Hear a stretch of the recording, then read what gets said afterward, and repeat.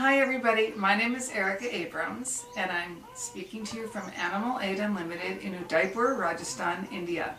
In this short video, we want to introduce you to how to feed a newborn orphaned puppy. We don't use a bottle, we're going to be using a syringe and my finger. And I'm going to show you this method which really works great, and it takes a little practice. So we're making this video to really show you exactly how to do it. Now in Udaipur, the reason I want to tell you that we have an orphan puppy, this mother that was paralyzed, actually she's alive, but because she's paralyzed from the hips down, she wasn't able to push her babies out and she had to deliver this baby by a C-section. And because she's paralyzed, she can't be trusted with the babies in the, or around her. She'll just lay on them because she has no feeling. So from the very first meal, we had this orphan in our house, and we've raised many orphan puppies in this way. We can only in Udaipur get human infant baby formula. If you in your area can get a specialized orphan puppy baby formula, go for that. But this is the best we can do here. And I'm even going to show you how to mix it. We just mix it in little batches because we want it to be as fresh as possible when we feed it. So I'm just going to put, this is just clean water. You might have to boil it if you're in India, or you might have distilled water, and I just put in like 5 mils of water, hardly any. And now I'm going to put Lactogen, the human infant baby formula, which cost 211 rupees, but it's going to last a while. And I'm just going to put, I'm not making a big fuss out of measuring it. I'm doing this like they do in really professional cooking schools where they have all their stuff right there. I'm just putting enough in so that it looks kind of like milk, and kind of like, if I want to err on the side of it being a little bit thicker than regular milk, or just really like a creamy milk. And I'm going to show you, Claire's going to do a kind of a close-up, and then I'm going to put this spoon, rinse it in water, and I'm going to just run it through the syringe a couple of times. Now this syringe is a 2.5 mil syringe. And it's nice new one, so that its sliding action is pretty good. And so I don't know if you could see what the consistency of that milk was, but it's like sliding action milk. Okay? Now comes the exciting part. The baby is in this tokri, this basket, and I'm going to use this thing on my lap in case of milk spilling accidents. Here's the basket, and here comes Billy. Hi, lovely. Oh, I have lipstick on, which reminds me, she doesn't want to see my lipstick. You're going to be using one of your fingers, so you want to have your fingernails short, no fingernail polish. Don't wash your hands, make sure there's no soap on them. And if you think there might be some soap, lick your finger. Make sure there's nothing, no spices, no garlic, no chemicals, because that's going to go in her mouth. And she wants to suck on that because she thinks it's a little titty. Now here's the magic. I'm turning it upside down so that the soft part of my finger is against the palate of her mouth. Oh, she likes that. Okay, so I'm going to get her started on that without using the milk. Now I'm going to slyly take the syringe and I'm going to put it up here, and I'm just kind of putting it in there, and I'm going to start slowly releasing the milk. I'm just pressing that syringe, and if you've not used a syringe very much before, just practice. Practice holding it like I am. And I'm only putting about a 1/10 of a mil every, let's say, 5 seconds. I'm just slowly letting her, and a clue that I'm doing it at the right rate is that it's not dribbling out of her mouth. It's not the end of the world if it does dribble out of her mouth. Expect that, because it happens, especially the first couple days before she's totally got the hang of it.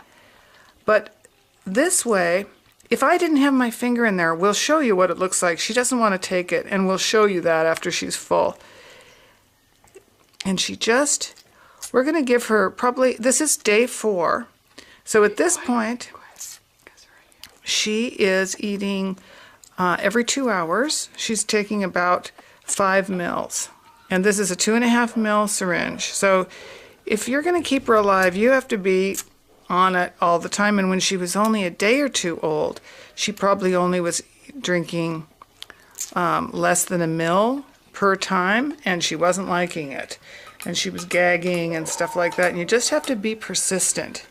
The whole thing is just persistence, because you want her to live, and it's not going to...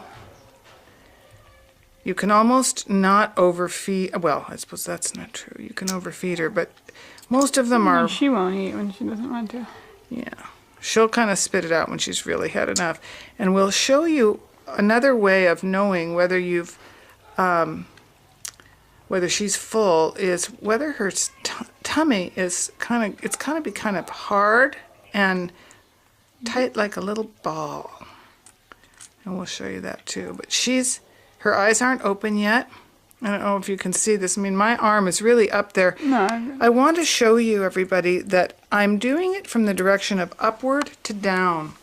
That's important. The reason that I'm letting gravity work with me, and normally she would be underneath her mom and looking up like this. So this is a pretty good approximation of the angle that you're going to want to use too. So don't have her upside down. Don't have her... Really pay attention to what the position of this puppy is right now. And she's using she's using our photographer's hand as a kind of a brace because she wants some pumping action.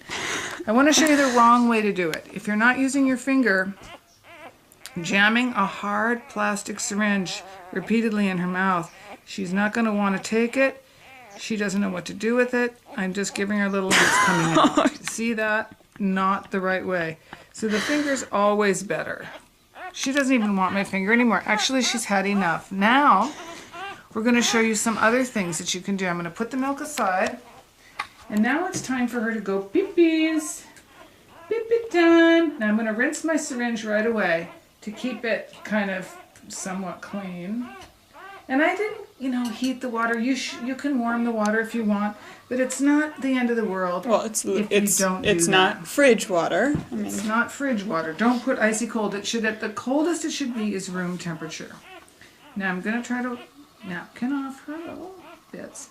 Now, very important, kiss her 100 times. Now, next is pee-pee time. Take a piece of cotton. Her mother normally would clean her everywhere and clean around her bottom to get her to pee. They don't just pee on their own. So what you have to do, and they don't poop on their own either.